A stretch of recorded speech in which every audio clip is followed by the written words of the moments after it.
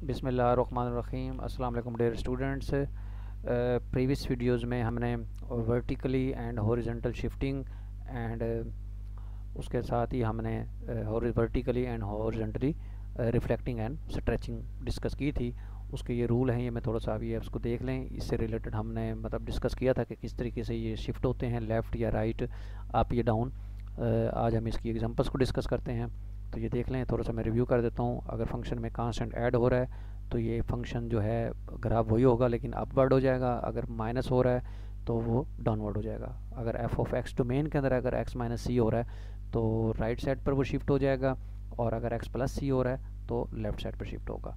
इसी तरीके से आपके पास अगर फंक्शन के साथ कोई कांस्टेंट मल्टीप्लाई हो रहा है तो आपके पास वो वर्टिकली फैक्टर जो है वो स्ट्रेच हो जाएगा, और अगर 1/c हो रहा है तो श्रिंक हो जाएगा। और अगर एफ ऑफ सी एक्स आ रहा है तो ये तब भी हॉरिजॉन्टली जो है श्रिंक होगा। अगर एफ एक्स ओवर सी आ रहा है तब ये हॉरिजॉन्टली जो है वो स्ट्रेच हो जाएगा। तो उसके साथ अगर y equal to minus, function के साथ माइनस आ जाता है, इसका मतलब y नेगेटिव साइड पर चला गया है, तो इसलिए अबाउट जो है y नेगेटिव साइड पर है। रिफ्लेक्ट जो है वो अबाउट एक्स एक्सिस हो जाएगा, क्योंकि अबाउट एक्सिस करते हैं तो उसमें y पॉजिटिव और नेगेटिव दोनों वैल्यूज़ आती हैं। अगर y is equal to f of minus x, यानी x नेगेटिव साइड हो रहा है सिर्फ, यानी x पॉजिटिव और x पॉजिटिव और x नेगेटिव, तो तब ये y इज इक्वल टू अगर माइनस एफ एक्स आ जाता है तो एफ ऑफ माइनस एक्स आ जाता है, तो इस तरह का ग्राफ जो है वो रिफ्लेक्ट होगा अबाउट y एक्सिस। तो ये चीज़ें मैंने दोबारा थोड़ी सी रिवाइज कर दी हैं। इससे रिलेटेड अब अभी एग्जांपल देखते हैं, डिस्कस करते हैं। ये जैसे कि देखें यहाँ,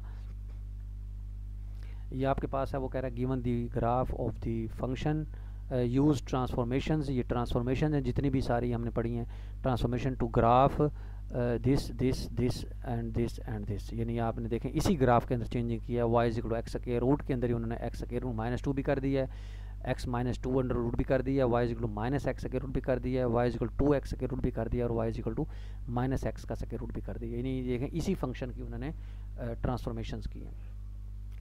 तो इसमें देखें आपके पास ओरिजिनल फंक्शन जो है वो है y is equal to x square root, यानी x is equal to y square, x is equal to y square. तो इसका मतलब ये हो जाएगा कि आप x की वैल्यूज़ दें तो उसके करस्पॉन्डिंग y की वैल्यूज़ जिस सिर्फ पॉजिटिव आएंगी, नेगेटिव नहीं आएंगी, इसलिए ग्राफ से ऊपर बनेगा। तो ये देखें, ये ग्राफ पैराबोला जो है वो बना, ये बन गया y is equal to x square root. अब ये आपका ओरिजिनल ग्राफ है। अब ये हम पहला कर रहे हैं y is equal to x square root minus two. अब x square root minus two है तो इसका मतलब है कि जो 2 यूनिट जो है इसने नीचे आ जाना है, क्योंकि माइनस हो रहा है तो डाउनवर्ड आ जाएगा। तो इसलिए ये देखें, ये 2 यूनिट नीचे आया तो ग्राफ की शेप बिल्कुल वही रहेगी जो आपके पास ओरिजिनल ग्राफ की है। ठीक हो गया। उसके बाद हमने x माइनस टू बनाना है, x minus two square root, यानी अब उसकी डोमेन के अंदर माइनस हो गया। जब डोमेन के अंदर x माइनस टू हो गया है तो इट मीन्स कि ये राइट साइड पर शिफ्ट हो जाएगा। तो ओरिजिनल ग्राफ यहाँ था तो ये शिफ्ट कहाँ हो गया, राइट साइड पर, टू पर शिफ्ट हो गया। तो देखें ग्राफ की शेप बिल्कुल वही रही। अब आ गया y is equal to minus x square root. अब y की वैल्यू नेगेटिव आ गई, इसका मतलब है ये रिफ्लेक्ट हो गया अब parallel to reflect about x axis, यानी ये होगी रिफ्लेक्शन अबाउट एक्स एक्सिस हो गई। तो y is equal to minus x square root जो है, देखें ओरिजिनल ग्राफ ये था, जब इसको हम रिफ्लेक्ट करेंगे तो सारी बात है ये नेगेटिव साइड पर आ जाएगा। तो ये इस तरीके से आ गया y is equal to minus x square root. उसके बाद आ गया y is equal to two x square root. तो y इजिकल टू जब 2x के रूट आ जाता तो ये स्ट्रेचिंग हो गई, वर्टिकली स्ट्रेचिंग हो गई। तो आपके पास ये ग्राफ था, तो जब इसको स्ट्रेच करेंगे तो ये थोड़ा सा ऊपर चला जाएगा। तो ये देखें इसका ग्राफ ये आ गया। उसके बाद आ जाता है y is equal to minus x का स्क्वायर रूट। तो जब माइनस एक्स का स्क्वायर रूट आ गया तो इसका मतलब है इसकी x की वैल्यू नेगेटिव आ गई, तो ये y एक्सिस के अबाउट जो है वो रिफ्लेक्ट हो गया। तो जो ग्राफ अगर ये इस शेप में खड़ा है तो जब ये उस शेप में इसी को उठा के जब हम इधर ले जाएंगे तो इसकी शेप जो है वो इस साइड पर आ जाएगी। तो ये होगी y is equal to minus x का स्क्वायर रूट। तो ये आपने इसकी ट्रांसफॉर्मेशन जो है वो डिस्कस कर ली है कि इसका ग्राफ इस तरीके से बनेगा। उसके बाद वो कहता है sketch the graph of the function x square plus 6x plus 10। इसको आप क्या करें, फंक्शंस को फंक्शंस आपको दिया हुआ है, इसका ग्राफ जो है वो स्केच करें। तो देखें y is equal to x square plus 6x plus 10 है, तो इसका हमने कंप्लीटिंग स्क्वायर की है। तो कंप्लीटिंग स्क्वायर करने के बाद ये आ गया आपके पास x प्लस 3 का स्क्वायर प्लस 1। तो आप इसमें देखें प्लस 1 को भी छोड़ दें और 3 को भी छोड़ दें, ठीक है। तो फंक्शन बनेगा आपका एक्स स्क्वायर। फंक्शन क्या बनेगा, एक्स स्क्वायर, क्योंकि जो पॉइंट ऐड हो रहे हैं उसमें हम वो छोड़ देते हैं, वो समझ लें आपके सी है। तो ग्राफ आपका बना y is equal to x square. तो जब y is equal to x square का ग्राफ है वो ओरिजिनल हो गया। अब उसकी डोमेन के अंदर ये 3 ऐड हो रहा है। अब उसकी जब डोमेन के अंदर 3 ऐड हो रहा है, इसका मतलब है कि कहाँ चला गया, जब डोमेन में 3 ऐड होता है इसका मतलब है ये ओरिजिनल पोजीशन से जब ऐड होता है तो लेफ्ट साइड पर जाता है। तो इसका मतलब है ये 3 जो है 3 यूनिट लेफ्ट साइड पर आ जाएगा। तो ज़ाहिर बात है, देखें यहाँ 0 पर है इसका वर्टेक्स, तो जब 3 इसमें ऐड हो रहा है तो वो -3 पर इसका वर्टेक्स हो जाएगा। कहाँ हो जाएगा? -3 पर इसका वर्टेक्स बनेगा।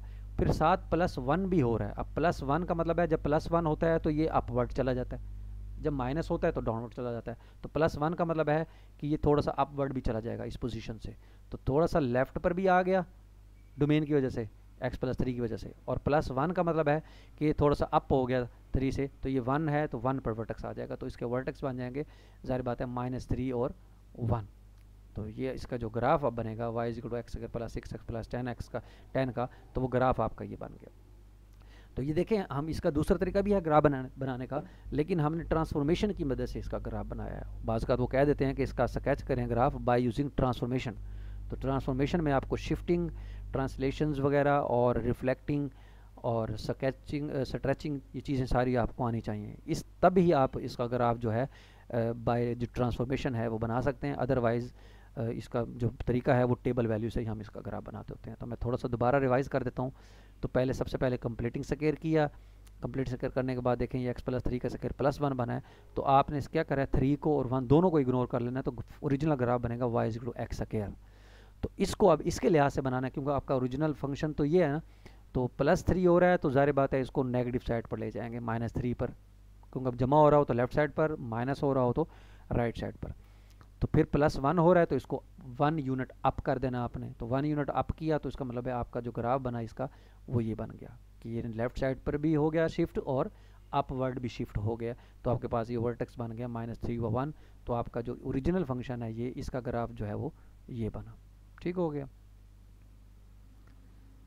इसी तरीके से वो कह रहे हैं स्केच द ग्राफ करें y = sin 2x और 1 - sin x, 1 - sin x। तो इसमें देखें आपके पास, क्योंकि sin 2x है, 2 को छोड़ दें फ़िलहाल, हम sin x का बनाएंगे। तो हम जानते हैं sin x का ग्राफ तो ये होता है, लेकिन जब हम उसके अंदर 2 फैक्टर उसमें क्या करते हैं, हॉरिजॉन्टली कंप्रेस करते हैं, मतलब उसके एंगल के अंदर 2 मल्टीप्लाई करते हैं, तो वो ग्राफ जो है वो क्या हो जाता है, वो हॉरिजॉन्टली कंप्रेस हो जाता है। जब वो हॉरिजॉन्टली कंप्रेस होगा तो ज़ाहिर बात है उसकी शेप जो है वो इस टाइप की बन जाएगी। थोड़ा कंप्रेस हो गया ना उसको, ये पहले एक्सपैंड हुआ है और sin 2x जो है वो कंप्रेस हो जाता है। क्योंकि देखें ये मैंने बताया था कि जब फंक्शंस की डोमेन के अंदर c मल्टीप्लाई हो जाता है ना, तो वो ग्राफ श्रिंक हो जाता है। कैसे श्रिंक होता है? हॉरिजॉन्टली श्रिंक होता है, यानी जब उसकी डोमेन में x के साथ cx मल्टीप्लाई हो तो वो श्रिंक हो जाता है। लेकिन अगर 1/c हो तब भी श्रिंक होता है, लेकिन वर्टिकली होता है। यानी अगर फ्रैक्शन में है, बाहर मल्टीप्लाई हो रहा है, अगर बाहर मल्टीप्लाई हो रहा है तो श्रिंक होगा, ठीक है। और अगर अंदर मल्टीप्लाई हो रहा है, यानी c है ना, अगर देखें ये इधर से चेक कर लें, ये c(f(x) है, यानी c अगर फंक्शन के बाहर हो रहा है तो स्ट्रेच हो रहा है वर्टिकली, ठीक हो गया। अगर c अंदर मल्टीप्लाई हो रहा है तो श्रिंक हो रहा है हॉरिजॉन्टली। अगर 1/c फंक्शन के बाहर मल्टीप्लाई हो रहा है तो श्रिंक हो रहा है वर्टिकली, अगर 1/c अंदर मल्टीप्लाई हो रहा है तो स्ट्रेच हो रहा है हॉरिजॉन्टली। तो यही चीज़ हमने यहाँ बताई है। तो ये हो गया। इसी तरह 1 - sin x का बनाएंगे, तो 1 - sin x का मतलब ये है कि आपके पास जो ग्राफ हो गया, अब वो अगेन y = sin x को देखें तो वो रिफ्लेक्ट कर दिया अबाउट x एक्सिस, क्योंकि उसके साथ माइनस आ रहा है ना, तो रिफ्लेक्ट हो गया, ठीक हो गया, अबाउट x एक्सिस, क्योंकि उसके y की वैल्यू नेगेटिव हो गई ना, तो अबाउट x एक्सिस रिफ्लेक्ट हो गया।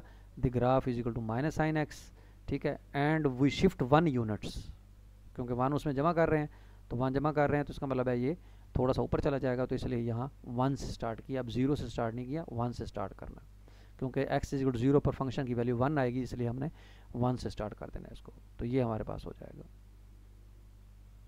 Thank you very much.